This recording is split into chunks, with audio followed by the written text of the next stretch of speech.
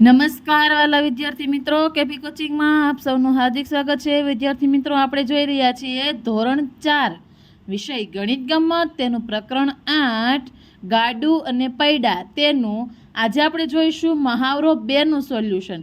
તો જોઈએ તેનો પ્રશ્ન 1, નીચેની ખાલી જગ્યા પૂરો। પહેલું, ગોળાકાર વસ્તુઓની ધાર કિનારી એટલે શું જવાબ આવશે? તો કે વર્તુળ।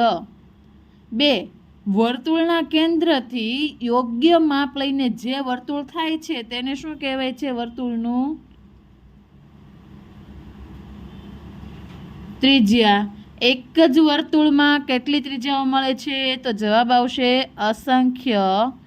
4, એક જ વર્તુળની બધી જ ત્રિજ્યાઓના માપ સરખા હોય છે।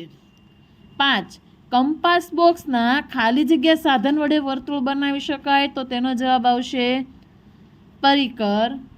હવે જોઈએ પ્રશ્ન 2, નીચે આપેલા વર્તુળની ત્રિજ્યાઓના માપ લખો। તો અહીં આપણને પહેલું વર્તુળ આપેલું છે, તેની આપણે ત્રિજ્યા સ્કેલ એટલે કે ફૂટપટ્ટીના મદદથી માપીને લખીએ તો આનું માપ આવશે 0.5 સેમી।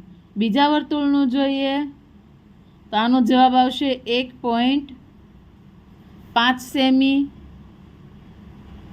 ત્રીજાનો જવાબ આવશે 1 સેમી। ચોથું 0.7 સેમી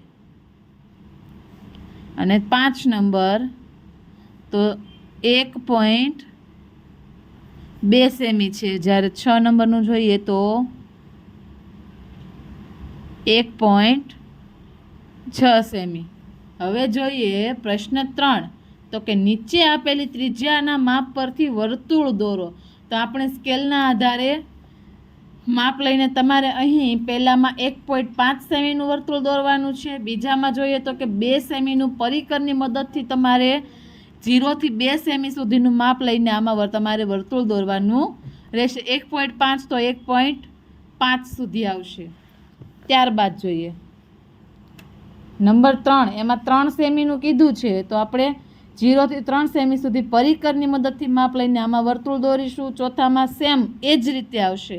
4 સેમીનું વર્તુળ દોરવા માટે આપણે કેટલું માપ લઈશું? તો કે 0 થી 4 સેમીનું માપ લઈને આપણે આમાં વર્તુળ દોરવાનું છે।